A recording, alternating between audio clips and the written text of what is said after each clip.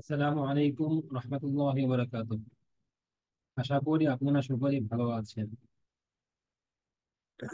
আজ আমরা কোড ফোর্সের একটি মজাদার প্রবলেম সলভ করব। এটি কোড ফোর্স এডুকেশনাল রাউন্ড 17 এর একটি প্রবলেম, যার নাম হচ্ছে এ নাম্বার প্রবলেম, এ কে ডিভিজর। এবং এই প্রবলেমটি খুবই মজাদার, এবং এই প্রবলেমটি আমাদের নাম্বার থিওরি নিয়ে কাজ করতে হয়েছে। এই প্রবলেমটি যদি আপনি সলভ করতে চান, তাহলে অবশ্যই আপনাকে নাম্বার থিওরি সম্বন্ধে ধারণা রাখতে হবে। তা প্রবলেমে কি বলা আছে সেটা আপনারা সকলেই পড়ে নেবেন। আমি ডেসক্রিপশন না পড়ে আমি সরাসরি এটা সলভ অ্যাপ্রোচে আমি চলে যাচ্ছি। এখানে আপনারা দেখবেন আমাদেরকে দুইটা ইনপুট দেওয়া আছে, এবং এই দুইটা ইনপুটের ক্ষেত্রে আমাদেরকে যেটা বের করতে হবে সেটা হচ্ছে আমাদেরকে এই যে চার, এই চার দ্বারা চারের বিভাজ্য সংখ্যা কতগুলো, এই বিভাজ্য সংখ্যাগুলো বের করতে হবে। তা আমরা এটা বের করার জন্য আমরা এই 12 নিয়ে আমরা চেষ্টা করি। 12 চেষ্টা করতে গেলে 12 বিভাজ্য সংখ্যা কত কত আমরা যদি এখানেই দেখি, আমরা যা চেষ্টা করি যে 12কে ভাগ করা যায় কি কি দিয়ে। 12কে ভাগ করা যায় 1 দ্বারা, 12কে ভাগ করা যায় 2 দ্বারা, 12কে ভাগ করা যায় 3 দ্বারা, 12কে ভাগ করা যায় 4 দ্বারা, 12কে ভাগ করা যায় 6 দ্বারা, এবং 12কে ভাগ করা যায় 12 দ্বারা। এইটা হচ্ছে আমাদের 12 বিভাজ্য সংখ্যা। তাহলে এই যে 12 বিভাজ্য সংখ্যা, আমরা এইটা একটা ভেক্টরে পুশ করব।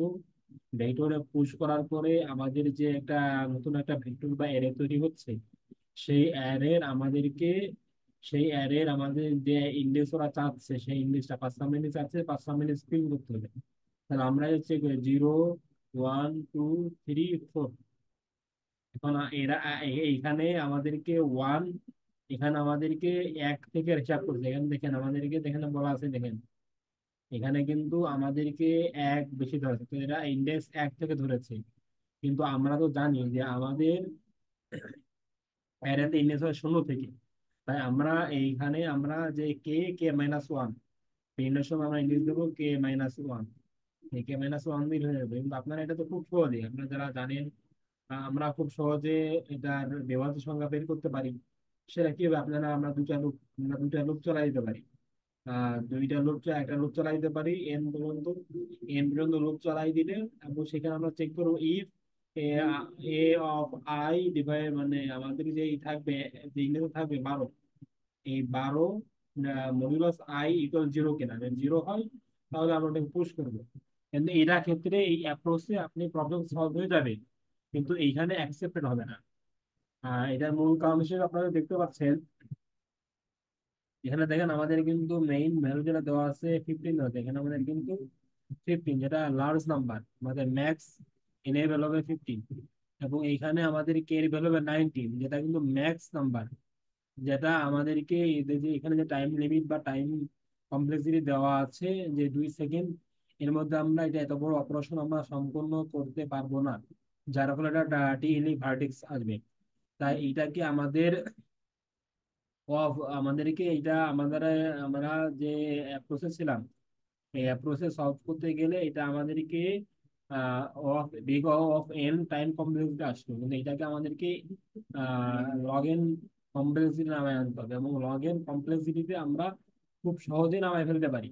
তা আপনারা খুব ভালোভাবে আপনারা এই প্রবলেমটিকে আমরা কিভাবে নামাইতে পারি, এইটা বোঝার জন্য আপনারা এখানে একটু খুব ভালোভাবে লক্ষ্য করে দেখুন।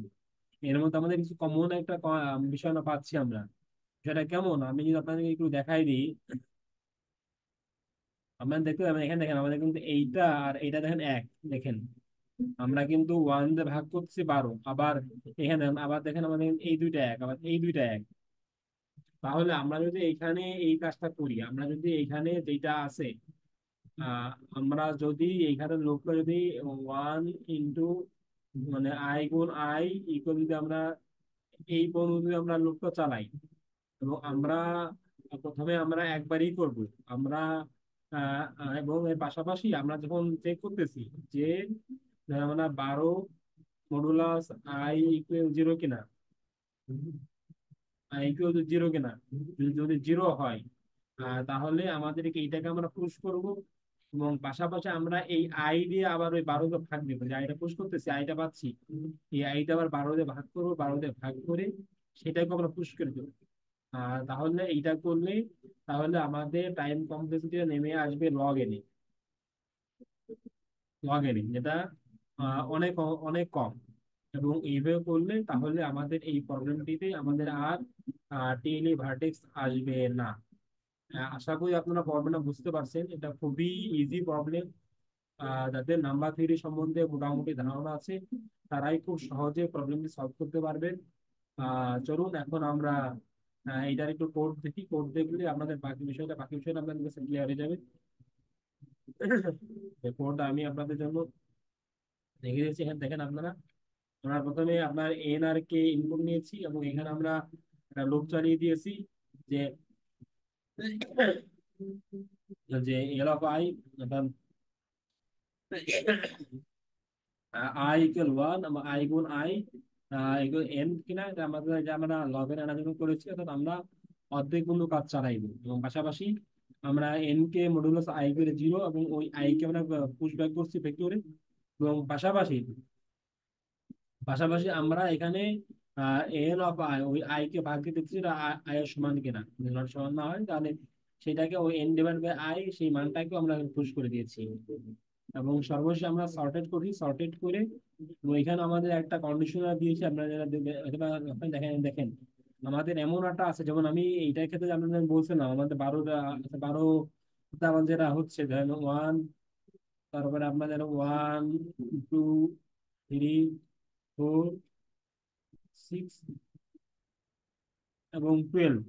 আমাদের যে 12 যে আমাদের ই রয়েছে, অর্থাৎ 6 and 12, আমাদের এটা হচ্ছে আমাদের 12 বিভাজ্য সংখ্যাগুলো। তাহলে আমাদের এই সংখ্যাগুলো বিভাজ্য রয়েছে, তাহলে আমাদের এখানে দেখেন, এখানে আমাদেরকে বলেছে 5, মানে আমাদের 4, তাহলে আমরা এখানে 6 প্রিন্ট করতেছি। তো এখানে যদি আমাদের যখন এইখানে আমাদেরকে বলে দিল যে 15 নাম্বার ঘর প্রিন্ট করতে, তা আমাদের অ্যারে তো 15 নাম্বার ঘর নাই। অর্থাৎ আমাদেরকে এমন একটা কে প্রিন্ট করতে বলবো, যেই এমন একটা ইন্ডেক্স প্রিন্ট করতে বলবো যে ইন্ডেক্সটা ওই বিভাজ্য যে ইন্ডেক্স আমরা সেট করছি যে অ্যারেতে, ওই অ্যারের মধ্যে এক্সিস্টই করে না। সেক্ষেত্রে আমাদেরকে -1 প্রিন্ট করতে হবে, যেমন এটা দেখেন, if N has less than K divisor, output -1। আমরা এখানে আমাদের এই কন্ডিশনটাকে আমরা এখানে হ্যান্ডেল করেছি, যে ডিভিজর যে আমরা যে অ্যারেতে রাখতেছি, সেই অ্যারের সাইজটা যদি কে থেকে ছোট হয় তাহলে -1 করে দিচ্ছি, আর না হলে আমরা কে -1 করে শুধু ওই অ্যারে ভ্যালুটাকে আমরা প্রিন্ট করে দিচ্ছি। আশা করি এটি সলভ হয়ে যাবে। পাশাপাশি আপনারা এখানে আমাদেরকে পাইথন আমাদের জাভা সফটওয়্যার পাবেন, জাভাতে একই, যারা জাভা বেস কাজ করতে চান তাদের জন্য একই বিষয়, যে এখানে আমরা স্ক্যান নিয়েছি, ইনপুট নিয়েছি, পাশাপাশি আমরা একই কাজ, জাভার কোডটা এখানে দেওয়া আছে এবং দুইটা কোডই আমি দিয়ে রাখবো। আশা করি আপনারা খুব উপকৃত হবেন এবং প্রোগ্রামিং এর এই ধরনের সহজ ও সরল ট্রিক্স পেতে আপনি আমার চ্যানেলটি সাবস্ক্রাইব করে রাখতে পারেন।